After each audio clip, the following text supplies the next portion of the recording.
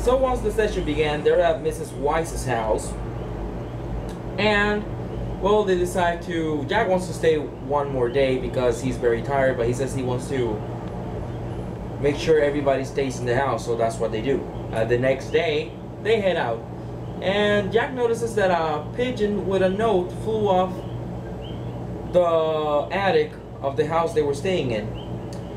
But they decided, you know what, we're not gonna pay that much attention to that. Let's just go. So they get on the carriage and they're going to Atmalan's Path, which is the town where the dark entity told Jack that the coffin was in. So they make their way. About a couple of hours into the travel, I told them, this great and grave, hideously looking skeletal creature appears in front of you. And the players are confused and startled, except for Jack. Jack's like, I remember the companion the dark being gave me. And he explained it to the players, and then they go on their merry way, and they arrive to Atmalam.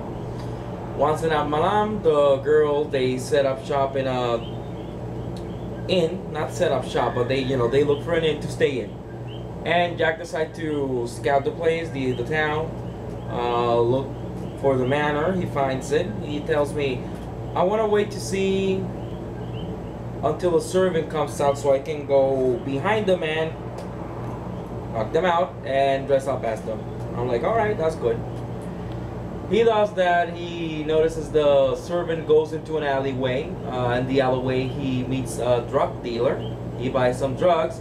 And when the drug dealer leaves, Jack knocks the servant on the head, takes his clothing, sprinkles the drugs on the guy, and then leaves. Then Jack, with a really good disguise roll, he checks the house. He arrives at the basement where the coffin is supposed to be, and he decides to. Oh, he leaves. He doesn't check the basement proper, and I thought he was, because I had something planned for that, for him to check the basement, but he didn't decide to check the basement, so he left. He was assuming that the coffin was in the basement. He goes back to the players. They decide, alright, so tomorrow what we're gonna do is we're gonna bust into the door and take kick butt and take names, something like that. But then during the morning, Proja actually tells them, look, you didn't check the basement, you should check the basement itself. And just like, oh, you know what, my bad, that's actually a really good idea. I'm like, awesome, my wife gets me. Then he goes out, and I tell him, well, on your way to the manor, you notice that they set up the gallows during the night and they hanged the servant that you took the clothing from. And he takes off the clothing quickly because, oh, they might be looking for him. So he takes off the clothing and he assumes his regular persona. And I told him, well, you do notice there's something near the gallows explaining why he got hanged. And he reads it, and it says, for possession and taking of drugs. It's like, he asks around, he finds the drug dealer, and the drug dealer tells him, well, the guy that works here, the guy that rules here, Baron Heidenreich, the Baron here is a very straight shooter. He has even killed his own child once because he broke the law. The guy is very lawful. To a T, to a fault. And that's why I'm leaving town, because if they got that guy with drugs, they're gonna be looking for the drug dealer now, so I'm leaving. And Jack and the drug dealer, they part ways because Jack has in his backstory that he used to work for a drug cartel, so the guys know each other. And Jack said, right, for that new information, I'm actually gonna do something with that. He actually gave the drug dealer a little bit extra gold pieces for that piece of information. He goes to the girls and tells them, the Baron of this barony, he's very, very lawful. So if we go knock on his door, he might listen to reason.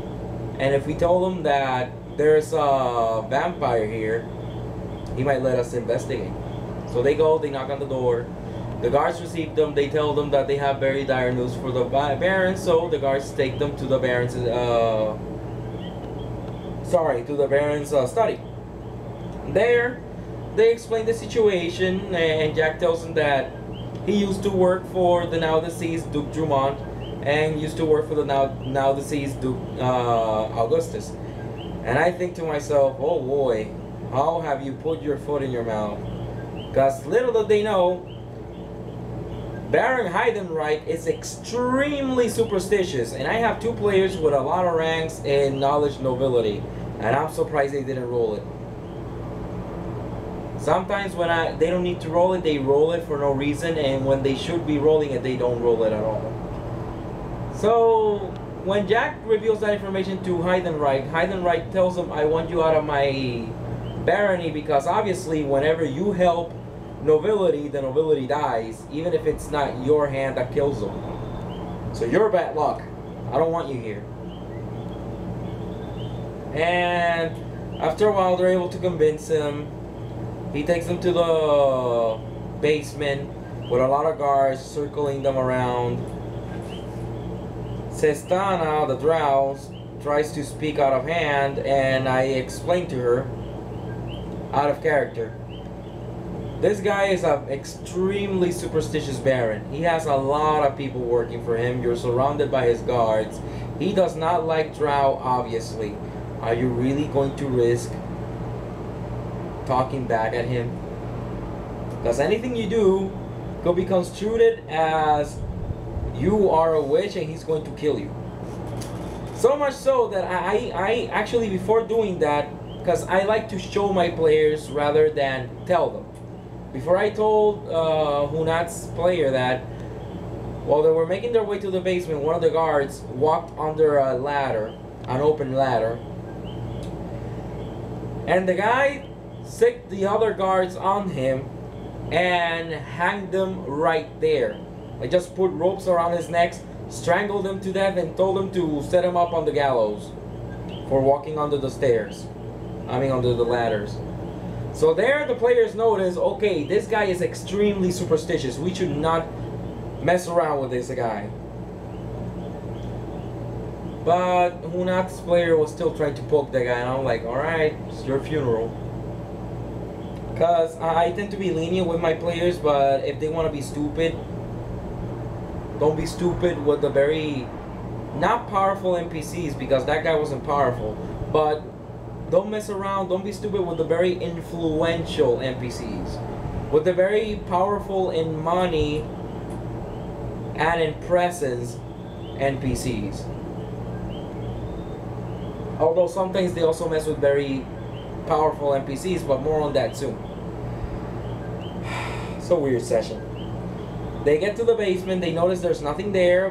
Barrels, wines, and stuff like that. They roll their perceptions, they notice there's a hidden door. They open the door, it leads to a small room. The room is completely black. They take out the ever-burning torches. They look, unlit candles and a weird symbol on the floor. Not the same symbol they've been seeing, but I tell Hunaf, because she can see in the dark, it's the symbol of the Dusk Flame family from Las Frangere, from the vampires attuned to the school of evocation. And she's gonna cast a spell to cast light, and when she's gonna cast a spell, Hunaf, the guards grab her by, they grab her and they just put their hands on her mouth so she can't speak. And they take her and her other drow companions to be flogged. And they whip them a lot. A whole lot. Then the Baron goes crazy telling them, you have to get out of here, you guys are causing this, you're the cause of all my problems. And then Proya said, look, if it wasn't for us, you wouldn't know about this, and this symbol is the thing causing the bad luck. And the guy just, because, alright, let me explain. Jack wanted to bluff the guy, saying, no, the drow was just speaking drow language. He wasn't lying, and I didn't even roll sense motive. I just told him he decides not to believe you. He is not going to believe you. Because that's how bluffing works. If the person is not going to believe you, they're not going to believe you. That's how it is. Bluff is not magic. Now, however, Proya said, this thing is the one causing your misfortune. So you have to destroy this. And I told her, don't roll anything. He actually decidedly believes you. And he sends a lot of people to put blast mortar on the walls, destroy with pickaxes the whole room, and then they seal it off. He takes, the Baron takes Proja and Jack to his study, gives them each a bag of gold, because I told them, well, roll your knowledge nobility. I told them about how he is, and that to him it's really bad luck not to pay for services. Also, it's really good luck to beat on drow, because you're beating the bad luck out of them. But you should never beat a kelf, because kelfs are diplomats, and beating on a diplomat is very bad luck. Among other things that he had. So they leave with their gold pieces. And Hunav wanted to get one on him before they left. While Jack was setting everything and they started heading out, she screams at the guy in drow something about his mother smells of elderberries. I'm not a big fan of Monty Python and the Holy Grail. I'm sorry. I'm more of a Life of Brian kind of guy. Because love that scene. Anyways. So they hear from the estate, stop that caravan and get me that drow. When he screams that, Jack just stops the carriage. And she's like, well, what are you doing? What are you doing? And he's like, I'm not, you're gonna get beat up. He's not gonna kill you, and I'm not gonna have an army behind us. So they take her, and I tell her, well, you're at -1 hit points. You're stable, but you're at -1, because they grab you and they just beat the living bejesus out of you. Because again, the guy is extremely superstitious and has a lot of guards with him. It's not someone to take lightly. On a one-on-one fight, any of them could have taken, because the guy was a chump. But he has a lot of guards, and he wasn't someone to be fought anyways. He was just there as a plot point. But no plot survives an encounter with the players. Later on, they decide to head north to Banshee Keep, where the other two drow are. Once they arrive at Banshee Keep, they hail their names to the guards, and the guards actually say, expected company, please come in. And they told them, oh, you guys are staying at the Grimoire and Book. It's an inn over there, really good inn. And when they get to the inn, they start cleaning their carriage. They change the horseshoes of their horses.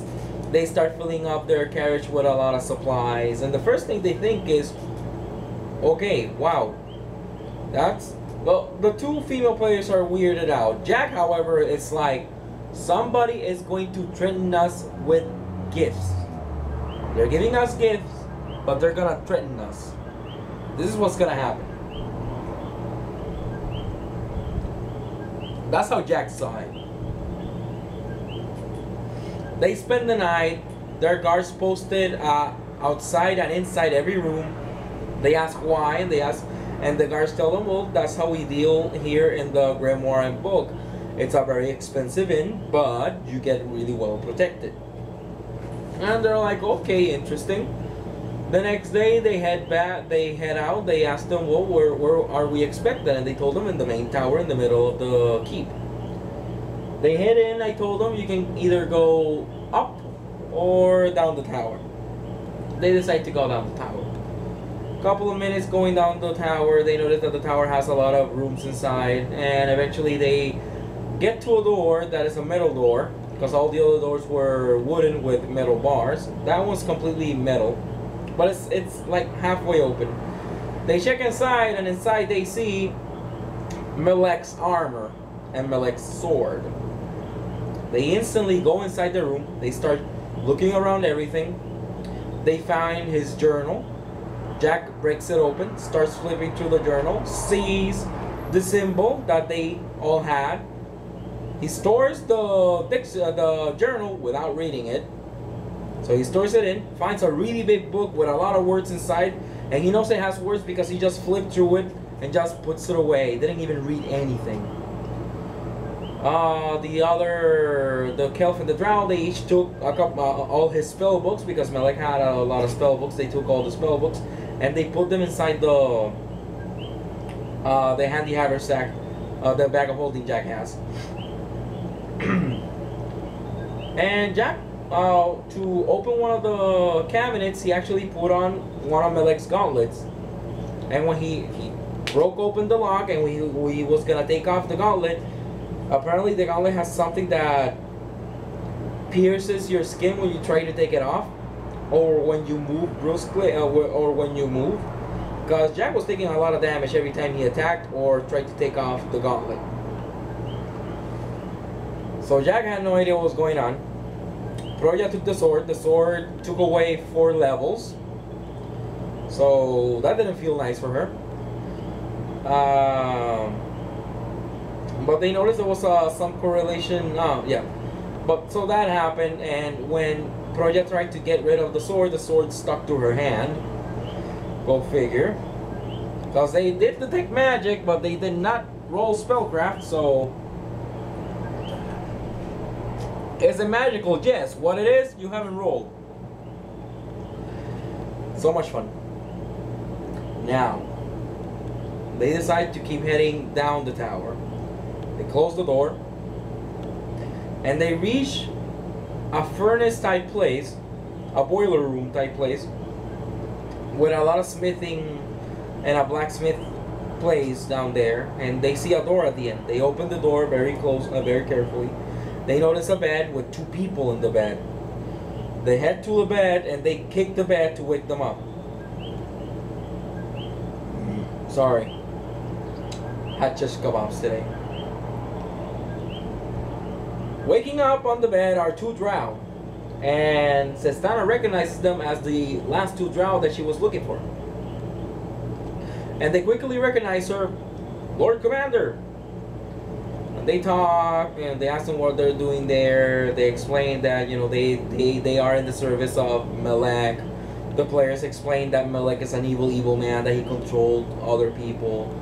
The drow are incredulous that Lord Melek would ever brain control people, or mind control people, sorry. And the drow actually explained that the armor has been made to be able to control the curse of the sword. So the sword would curse the wearer. And Jack, with the gauntlet, very carefully tries to grab the sword, and he takes it away from Proya and puts it inside his bag. Then they're talking, and suddenly the door opens, and they see a shimmering wall of force, and behind it a man with long golden hair, with piercing green eyes, with a very fair complexion. And he says, perhaps I could explain what's going on. And they ask him quickly, who are you? And he says, well, I am Melek Liegeless, the man you so despise, and the man you vandalized his room. Now, things got very interesting there. Jack hands the bag to one of Sestana's men. He says, when I give you the signal, you pierce the bag and everything will disappear, if that's inside the bag.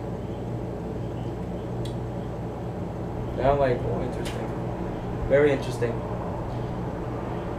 Jack tells me, Melek, he rolls perception and says motive, does he perceive me as a threat? And I say yes. You have his stuff in your bag of holding. He sees you as a threat, because they also had his armor in there. And you know, they're talking, and eventually Jack says, okay, so Melek, you're a man of honor, right? And Melek says, yes, of course. And Jack says, then I want to fight against you to the death. And Melek says, very well, but I request my armor and my sword. And Jack says, alright, you can have it. Okay. Oh yeah, cause Jack put on all of his armor, all of Melek's armor, to be able to wield the sword, because to wield the sword you have to put the whole armor on. So that had happened. So yeah. Melek offered to remove the armor, and then Jack said, I want to fight you to the death. Melek told everybody else to stand... to stand on the opposite end of the room. Whew. Man. And they do.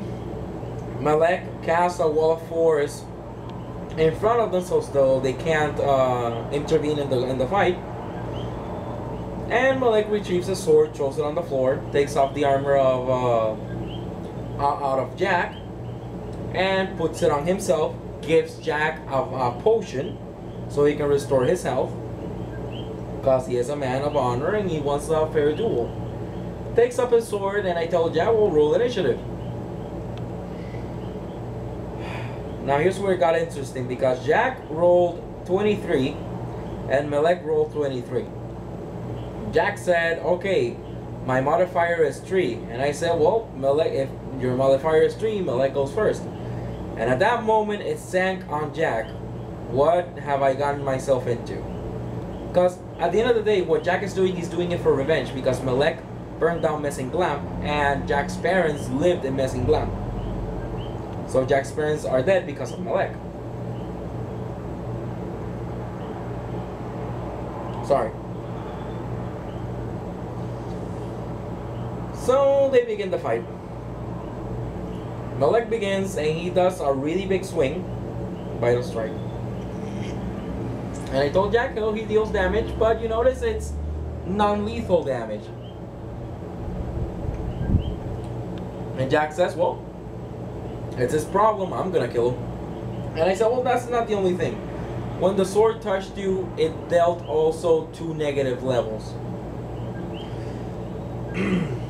Jack's eyes got really wide open at that moment. He says, oh really? Jack feints and tries to attack Melek, and I told him, okay, because Jack rolled a critical hit, and I told him, well, roll 75% fortification. So you crit on a 25%, and also deal sneak attack on a 25%. Melek is a man of a lot of resources. As the drow had explained, the whole keep belongs to Melek. So the battle goes on. When Jack sees that he's almost at his end, he tells Sestana's man to break the bag, and he says, "No, sir, that wouldn't be honorable." And Jack opens his eyes wide. It's like, what? And the drow looks over at Sestana and says, "Lord Commander, should I?" And Sestana says, "No." Jack wanted a fight. Jack wanted a fair fight. Now he's gonna have it. So the guy just threw the bag on the floor, and Jack fell. Unconscious, not dead. Had 6 negative levels, so that was interesting. Or was it 8? Probably 8. Yeah. He picks up, Melek picks up Jack, puts him on his shoulder, and he tells the rest of the people, okay, you are my guests. I was the one that prepared everything for your arrival, and I thank you for taking that note to my wife. And they said, what? Lady Wise of Armlet. She's my wife. I stay all the way over here because I don't want her to be in this very dangerous keep. And you took that amulet, and that you took the amulet back to my wife, so I wanted to give you thanks. And they're like, oh, okay. And he asks, if there's anything I can do for you, let me know, because you have helped me greatly by giving the amulet to my wife. And you know, they exchange banter a bit, and then they decide to head on their way. He says, I'm gonna keep Jack. I'm gonna send him to you promptly, but I want to talk to him first. So the players leave with carriage full of supplies with all. It was eight. Yeah, with 5 drow out of 8, because 2 died, but they're still looking for Sistana's brother, and the players are now heading north to Wendemont, well, the drow and the Kelf, while Jack stays at Banshee Keep. So the next day, Jack wakes up in a chair with his arms, chest, legs, feet, hands, neck, and forehead strapped to a chair. And you notice that he's at the top of the tower. And Malek just puts a chair in front of Jack, sits in front of Jack, and he explains how things work in Banshee Keep. And he says, Jack, I scour around the lands of Geathma to look for people. And whenever I find somebody lost without anything to do, with no cause to fight for, I tell them, fight for me in one battle. If you survive, you're free to come to Banshee Keep, where you're gonna stay and be well fed and well kept. You will be well trained and well armed. And all I ask from all of them is loyalty and bravery. If anybody runs during a battle, they die. After a battle, if anybody wants to quit, they may. That's how I work. So I give everybody 2 chances. And he tells Jack, Jack, I'm gonna give you 2 chances. 2 choices, I mean. 1, I will stab you with my sword, and it's gonna start draining your humanity. And then I'm gonna throw you off this tower. And by the time you hit the floor, you're gonna die. But you're gonna die necrotized. And that means you will not go to the good graces of the Keeper, where he will keep you in good company for all eternity, but you will go to the realm of the Render, where you will be rent limb from limb for all eternity. And Jack says, that's cold. Malek told him the other choice is, you agree to work for me, you agree to become one of my men. However, I'll give you special leave so you can be with your companions. All I want from you is to keep training, because you are a man of high standards. You are a man that is very loyal, and you're a man of honor. And Malek tells him, however, that move where you order someone else to break your bag of holding to make all my spellbooks disappear was bad form. But well played, because in your situation I would have done the same. However, unlike you, a man I would have given that order to would have followed through. So that's what you have to train. You have to train to become a good leader, Jack. Because eventually I will... Eventually I will retire, and I need somebody to take over Banshee Keep. And that somebody I want is you. And Jack opens his eyes. What? Malek tells him, I used to have a friend a long time ago. His name was Miller. John Miller. Military man. And he told me such great things about you. And honestly, now I want you to work for me. And Jack knows who Miller is, because Miller's one of his war buddies that also died at Messinglam. And Jack asks him, well, first I want to know, why did you burn Messinglam? And Malek tells him, it was business. Prince Augustus told me that he was gonna pay me 50,000 gold pieces to kill Duke Dumont and burn the whole town to cinders. Jack's like, 50,000 gold pieces? And Malek said, yeah. 50,000 gold pieces would be enough gold to feed Banshee Keep for 10 years. So I did not hesitate to agree to that job. And Jack sees things in a different light, because Jack is also a businessman. And Jack says, so for 50,000 gold pieces, I would have probably done the same as well. Malek does tell him, I am very sorry for the loss of your parents, but business is business. So Jack, do you have my word? And Jack agrees. Malek grabs him grabs the chair, pierces him over the edge of the tower and says, Jack, if you betray me, if you lie to me, I will find you, I will kidnap you, I will stab my sword through your heart and throw you off this tower. Trust me. Jack says, if by the time you wake up tomorrow, no, if you're able to wake up tomorrow, then you'll know that you have my word. Simple as that. Melek gives him a sword with a sun on the cross hilt, on the cross guard, sorry, and tells him, this vampire business that your friends told me about, I have something that can help you beat a vampire or other creatures of shadows. He gives him that sword. Very light, looks like a bastard sword, but very, very light. It's a sunblade. And also gives him a book. This is what you're gonna start to study now. And he gives Jack a ring. He says, this ring will summon my nightmare. You will be able to summon the nightmare once a day to help you out. For a very short amount of time, though. And Jack puts on the ring. He's very hesitant to get on the nightmare, but eventually he does, and he goes after to find his friends.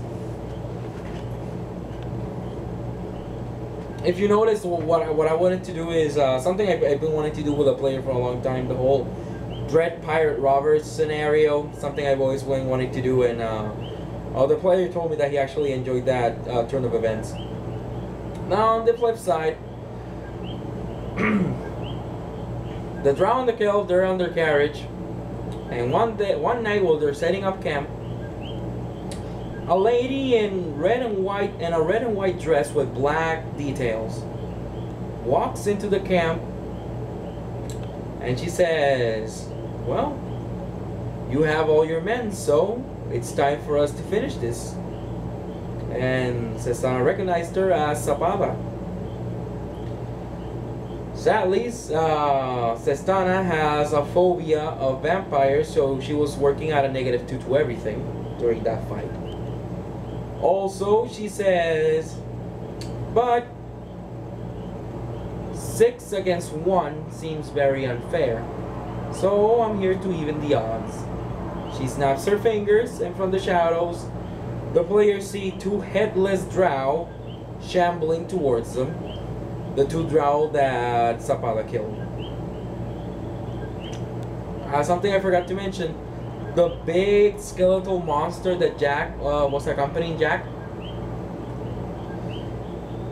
turned into a small black serpent to be able to accompany them, because Jack told him, you're way too big, I can't hide you properly. And the thing actually turned into a small serpent. Well, she snapped her fingers, and that small serpent grew back to the skeletal creature it once was to attack the players. Zapala explains, say, when I found out where you drows were, I set up a sword. And she opens her cloak, and the sword that they had appears next to her. She says, I planted this sword in strategic places so you guys would keep it, would find it. To my surprise, you were gonna take it to gold, but then you guys accidentally kept it with you. Now, when Jack was going back to go to give back the sword to the keeper's church, I had to think what to do, because I was using that sword to scry on you. So I hatched a new plan. I appeared to Jack as a different being, and I told him that I would give him a lot of things in exchange for that sword. So I kept the sword, and I gave Jack the skeletal creature, and I have been scrying you from the eyes of the skeletal creature since. So now they know how she was always one step ahead of them. And she says, but it's still 4 against 6, so I think we can do better. And she calls upon the name of Sestana's brother, who appears, goes behind into the side of the vampire and holds her arm, like hugs her arm, And he says, "Mistress, I am here to serve." But they notice he doesn't seem that he's not dominated magically. Sabah tells him to grab the sword and to begin fighting. She flies 50 feet away and the battle commences. Now, very interesting battle. Because the other draw NPCs are fighting against the two headless NPCs and the skeletal creature. The Kelf and the Drow are fighting the Sestana's brother and Sabala. So mostly it's a spellcaster against spellcaster battle. They're just shooting each other with a bunch of spells. That's basically what's going on, and that's what it is. It's every turn they're just shooting and blowing each other up with spells. Now, however, what Sabala is doing, she's creating a lot of orbs of fire and she's blowing them on the floor, like carpet bombing the whole area, even dealing damage to those that serve her. And Sapala's brother is attacking directly Sapala with his sword, that every time he attacks with it, sucks away at his life force. And when it strikes Sestana, it drains away at her life force too. So they're going back and forth, a lot of explosions, a lot of damage is going around. Eventually, Sapala deals the finishing blow on... Sestana deals the finishing blow on Sapala. Shoots at her with a lightning bolt, I think it was, and dealt a lot of damage. And I explain, as she falls from the sky, the last orbs that were in the sky, they blow up into a lot of smaller orbs and rain down on you guys. So roll reflex saves. Something I like to do is death throws for big enemies. At that moment, Proja got really worried because the damage was enough that left her at -4 hit points. And you know, she was a new player, so she didn't know that she was still alive. She's like, "My character's dead." And I'm like, "How so?" That dealt 20 damage to me and I was at 16, so I'm dead. And I'm like, "No, it doesn't work that way. You're dead when you get a negative your constitution score. So you're bleeding and you're dying, but you're not dead." Luckily, she has summoned Alilend, Anasat Alilend, that cured her, so she was back up. But they were banged up. Sestana's brother stops fighting Sestana and he runs over to Sapala and he embraces her and he says, "Mistress, I will not let anything happen to you," and blah blah blah. Sestana takes her sword and she says, "I'm gonna stab that woman in her face." She said the B word. "I'm gonna stab her in the face." And I say, "Okay, while you're doing that, while you're walking towards her, in front of you appears a hooded man with a really big leather-bound book floating behind him. He takes off his cloak and you notice parts of crystal and metal on his face. It's the warlock that you guys been fighting." And he says, "Because of you, because of Archduke Iactus and Prince Bibaccio Augustus, my beloved has died. So now I'm going to harm your beloved ones. First, I'm gonna take the vampire and the drow with me. You will not follow, and all will be clear in due time." And they're like, they want to fight him, but he cuts them off and says, "Fighting me will be fruitless at this moment. You're not apt for fighting, not yet. And I will not take any pleasure in killing you in a moment of weakness." And he takes Sapala and he takes Sestana's brother away. And Sestana is miffed to wall heck. And they just head up north. One of their horses died. Oh, well, two of their horses died. The horse that Jack usually rode on was still alive. Florencio was the name. I forget the name that he gave the horse.